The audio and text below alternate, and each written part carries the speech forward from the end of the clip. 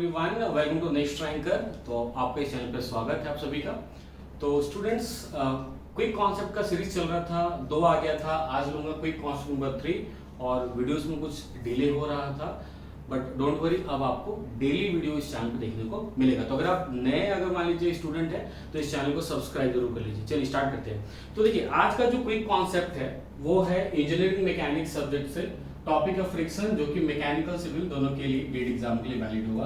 तो अगर आप मान लीजिए गेट दे रहे हैं, चाहे फिर आप गेट 23 दे रहे हैं या फिर गेट 24 के लिए अपीयर होने वाले हैं, तो आपके लिए बहुत ज़्यादा हेल्पफुल होगा। और साथ ही साथ मैं तो आज क्विक कॉन्सेप्ट लिया हूँ, एक छोटा सा कॉन्सेप्ट बताऊंगा, हार्डली 2 मिनट के अंदर बताऊंगा, बहुत ही यूजफुल होगा, बहुत मजा आएगा आपको। देखिएगा ना, बहुत सारे स्टूडेंट यहाँ पे गलती कर देते हैं, एकदम छोटा सा कॉन्सेप्ट है, उसके बाद भी गलती करते हैं एग्जाम में। ऐसे क्वेश्चंस मैकेनिकल सिविल दोनों के लिए गेट एग्जाम में आता है। देखते हैं क्या है कॉन्सेप्ट, क्वेश्चन की हेल्प से लेंगे। जैसे मान लीजिए क्वेश्चन है यहाँ पे, एक आपके पास ब्लॉक है 1 kg का और वो सरफेस पे रखा हुआ है और 2 न्यूटन का फोर्स उस ब्लॉक पे लग रहा है राइट साइड में, जहां पे आपको बोला है कि कोएफिशिएंट ऑफ फ्रिक्शन म्यू का वैल्यू 0.1 लेना है और जी का वैल्यू 10 मीटर पर सेकंड स्क्वायर लेना है।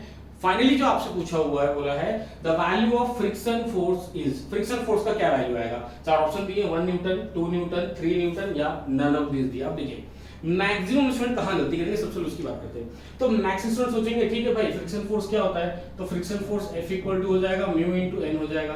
अब n क्या होगा बताइए, तो ये उसका मास हो गया 1 kg, मास हो गया उसके पास 1 kg हो गया है। तो क्या सोचेंगे, मास हो गया 1 kg हो गया, तो अगर वेट की बारे में बात करेंगे, वेट इक्वल टू कितना होता है बताइए, mg हो जाएगा। तो वेट 1 इनटू g इक्वल 10, तो ये हो जाएगा 10 न्यूटन हो गया। तो वेट आ गया 10 न्यूटन के आस 10 न्यूटन आ गया वेट। अब n जो होगा, नीचे की तरफ इसका वेट हो रहा है, w हो जा रहा है, ऊपर की तरफ हो जाएगा, इसका नॉर्मल डायरेक्शन n आ जाएगा।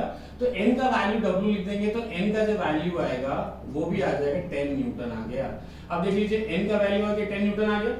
फ्रिक्शन फोर्स अगर निकालना चाहेंगे तो ये फ्रिक्शन फोर्स आ जाएगा म्यू इनटू n। तो म्यू का वैल्यू देख लीजिए कितना है, 0.1 है म्यू का वैल्यू, म्यू ले लिए 0.1, n ले लिए 10, मल्टीप्लाई कर देंगे तो ये आ जाएगा 1 न्यूटन। यानी जो फ्रिक्शन फोर्स है वो 1 न्यूटन आ जाएगा।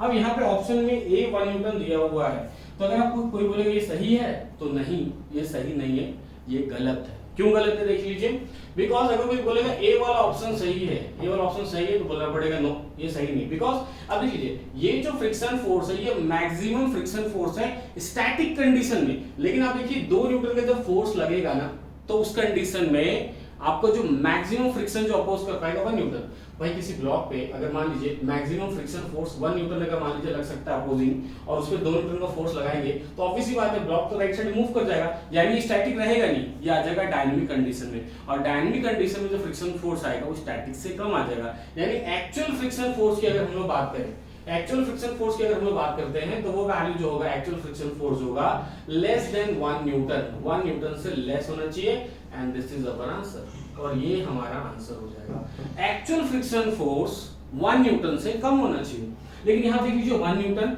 2 न्यूटन, 3 न्यूटन या नन ऑफ दिस। कुछ लोग ऐसा सोचते हैं कि भाई जो फ्रिक्शन फोर्स होता है किसी बॉडी पे जो लगा हुआ फोर्स है, बाहर से लगा हुआ फोर्स और अंदर जो फ्रिक्शन फोर्स यहाँ पे आएगा, दोनों बराबर होता है। फ्रिक्शन फोर्स और बॉडी पे लगा हुआ फोर्स दोनों बराबर होता है, इक्वल एंड अपोजिट। तो ये भी गलत होगा, ऐसा नहीं हो सकता है। इसलिए ये 2 न्यूटन वाला आंसर भी जो होगा आपके पास, ये हो जाएगा रॉन्ग, ये हो जाएगा गलत। ये 1 न्यूटन वाला भी रॉन्ग हो गया, वो भी गलत, ये भी। राइट आंसर क्या है, force friction force would be less than 1 Newton, 1 Newton से कम होना चाहिए।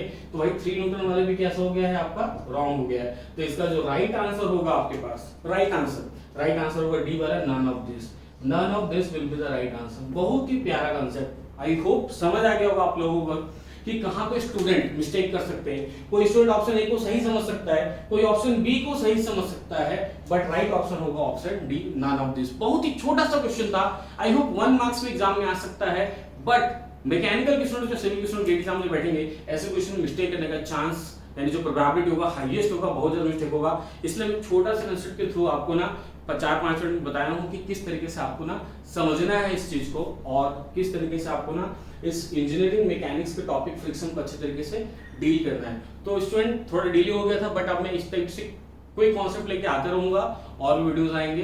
तो डेफिनेटली मेरे चैनल को नेक्स्ट रैंकर को सब्सक्राइब कर लीजिए। मैं मुकेश शर्मा, और मेरे चैनल पे मैकेनिकल सिविल के वीडियोस आते रहेंगे। साथ ही साथ मेरा जो एप्लीकेशन नेक्स्ट रैंकर का एंड्रॉइड प्ले स्टोर पे जाइए, डाउनलोड कर लीजिए, चैनल को सब्सक्राइब करिए, बाकी अपने दोस्तों को बताइए और वीडियोस को लाइक कर दीजिए। ठीक है, फिर मिलता हूँ आप लोगों से, अब डेली वीडियोस आएंगे, मिलूंगा आपसे नेक्स्ट वीडियो में। क्विक कॉन्सेप्ट नंबर 4 और भी इंटरेस्टिंग वीडियो आपके पास आते रहेंगे। ओके बाय, मिलते हैं नेक्स्ट वीडियो में।